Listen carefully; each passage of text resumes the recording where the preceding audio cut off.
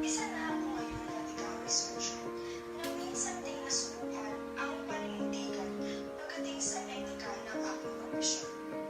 Akin ngayong ibabahagi ang aking story. Uy, good morning, Shane. Uy, good morning. Uy, pasensya na na-late ako kasi ang traffic sa Ortigas. Aga pa naman eh. Anyways, kanina habang nasa biyahe ako, tinawagan ako ni Dean Pascua. Simulan na daw natin yung pag-gather ng mga data sa mga estudyante. Okay, tapos na rin naman ako sa first chapter. So, ikaw na lang din muna magpa-survey ngayon. Paano sa akin? Sa field. Okay, sige. Ako na bahala. Sige, see you later. Bye. Come in. Good morning po, Dean. Good morning. Bago po ako mag-proceed sa field, ipapakonsult ko po muna yung paper sa inyo. Nag-aalangan po ako sa paper na yun eh.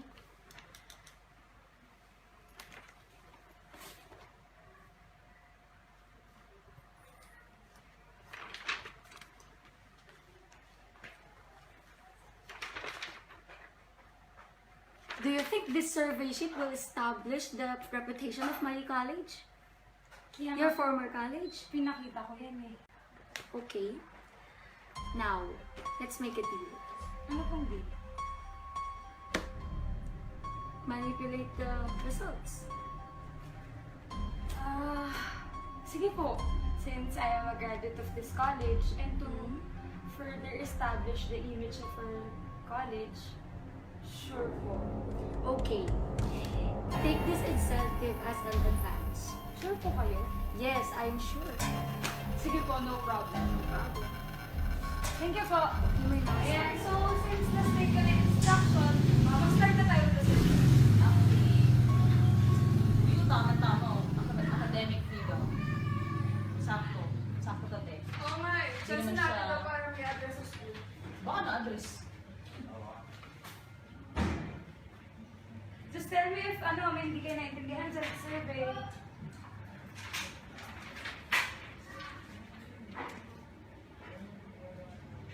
Done na. Thank you. Thank you din. Pasensya na sa abala. Thank you. Thank you for Thank you answering. po. Bukas yan! Naku, pasensya ka na. Akala ko ba malilito ka? Hindi kasi nag-taxi na ako para mabilis. Ano ba yan? Dapat nagsabi Tapos ka. na ako rin. Hindi ka na mag-alala. Tapos ka na.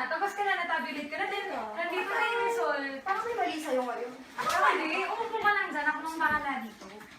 Mag-retouch ka muna dyan. Baka, alam mo na. Ano to?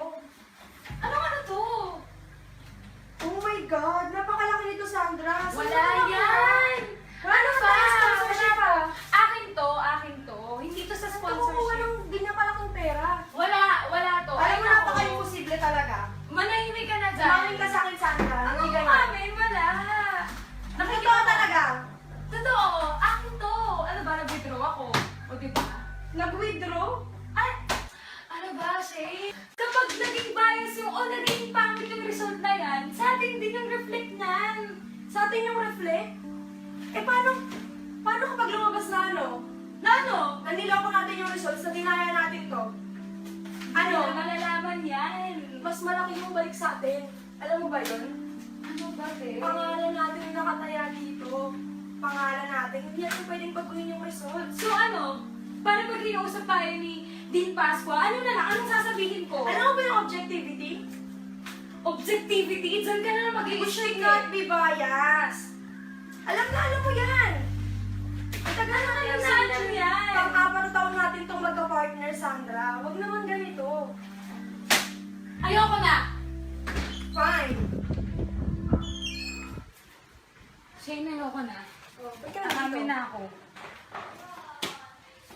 Hindi na kinakaya ng konsensya ko. Isusuli ko na rin tong pera na to. Buti naman naging mas masakal sa mga pinaggagawa mo. Tama yan.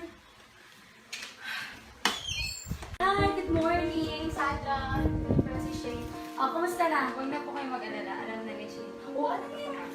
Kasi hindi ako papayag na sundin yung pinagagawa. Kasi po, nakaayon po yung sa objective research. Hindi naman po kasi objective ng research namin na hindi palabasin yung totoo eh. We should disclose our personal and financial needs. So ano? Ano gusto nyo gawin? Ayoko na po. Hindi na ako tutupad sa usapan. Ano ba? What about the deal? Wala na kayong Mrs. Pascal, but we can Thank you talaga do for what we want. making me realize that. Siyempre na,